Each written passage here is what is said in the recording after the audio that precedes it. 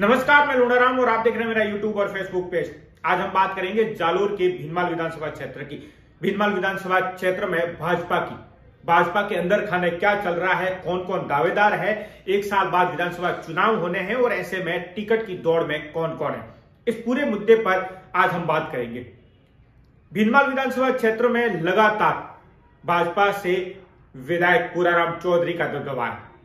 लगातार कहें कि वो टिकट में बाजी मारते रहे हैं, उसके साथ ही जीत में भी बाजी मारते रहे। भीनमाल विधानसभा क्षेत्र में 1990 तक कांग्रेस का गढ़ था, कांग्रेस का दबदबा था, लेकिन 1990 के बाद 1993 में भाजपा ने जातिगत वोट बैंक को साधते हुए चौधरी समाज से भीनमाल के विधायक पूराराम चौधरी को टिकट दिया और उसके बाद उन्होंने 1993 में जीत हासिल की। उसके बाद लगातार भाजपा पूराराम चौधरी को ही टिकट देती रही है।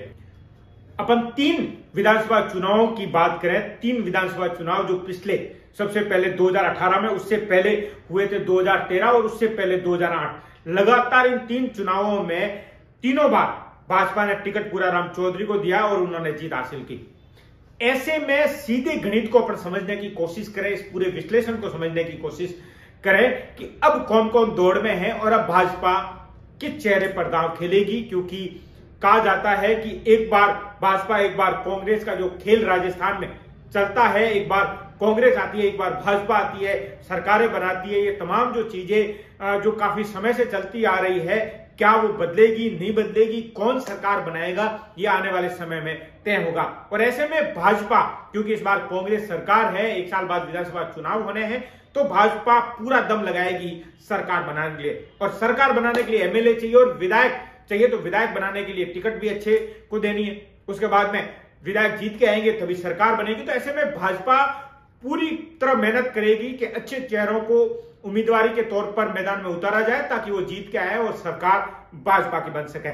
तो बात करेंगे, विधायक पूराराम चौधरी लगातार एक दबदबे के तौर पर जाने जाते हैं। विकास एक अलग मुद्दा है, दूसरे फैक्टर एक अलग मुद्दा है, लेकिन कहते हैं कि कांग्रेस में जो आपसी फूट है, एक बार आपको ध्यान में होगा कि ओम सिंह चांद्राई को टिकट दिया था कांग्रेस ने, दूसरी बार आपको ध्यान में होगा कि पिछली बार समरजीत सिंह को टिकट दिया था। और इसी गणित में उलझकर ये जो कांग्रेस है वो रह जाती है, आपसी फूट नजर आती है, एक उनका गुट एक उनका गुट, और वोट बैंक की छेदमारी में विधायक पूराराम चौधरी आगे निकल जाते हैं, छेदमारी करते हैं और वोट बैंक में छेद लगाकर जीत हासिल कर लेते हैं।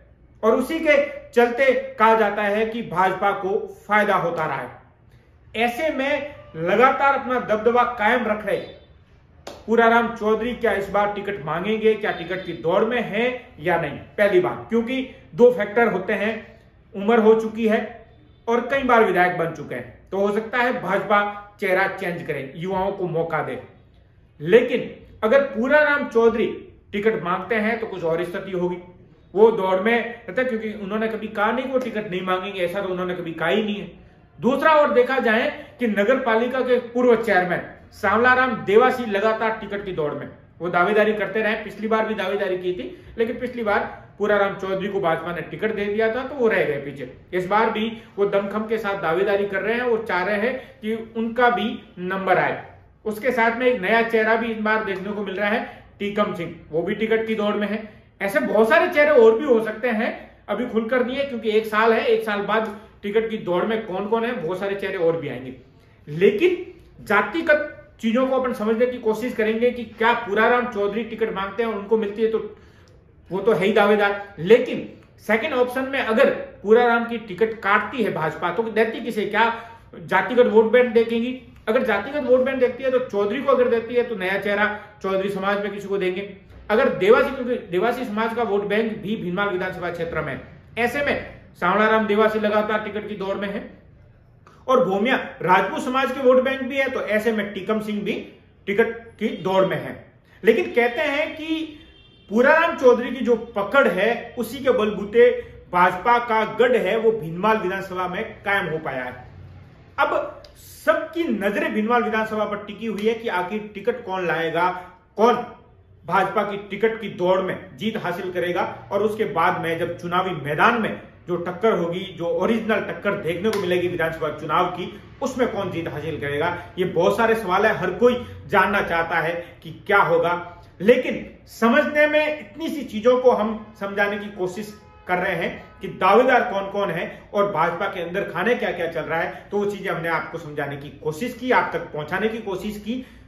लगातार देखें कि जिस तरीके से पूराराम चौधरी लगातार अपना दबदबा कायम रखे हुए हैं, उसके साथ ही पूराराम चौधरी लगातार जीत हासिल कर चुके हैं, कई बार विधायक रह चुके हैं। तो ऐसे में पूराराम चौधरी का कोई विकल्प बने, किस तरीके से बने, ये बहुत सारी चीजें, एक कहते हैं कि राजनीति में असंभव कुछ नहीं है, संभव है, लेकिन इनका विकल्प बनने के लिए किस तरीके का एक फैक्टर जो लागू होगा वो अपने आप में आने वाले वक्त में तय होगा। क्योंकि अभी 1 साल पड़ा है और 1 साल जैसे जैसे दिन नजदीक आ रहे हैं विधानसभा चुनाव के, तब तस्वीरें साफ होगी। उम्मीदवारों को लेकर हमने बात की, और भी बहुत सारे चेहरे हैं। अब हम कांग्रेस में कौन कौन उम्मीदवार है, कांग्रेस में टिकट की दौड़ में कौन कौन रहेगा और आने वाले विधानसभा चुनाव में टिकट कौन मांगेगा कांग्रेस से, कौन कौन नेता इस दौड़ में है, क्या पूरा फैक्टर है कांग्रेस का, वो हम अगले वीडियो में लेकर आएंगे। तो इस वीडियो को आप जरूर शेयर करें और मेरे फेसबुक पेज को फॉलो करना नहीं भूलें। मैं आपका साथी लूणाराम जालोर।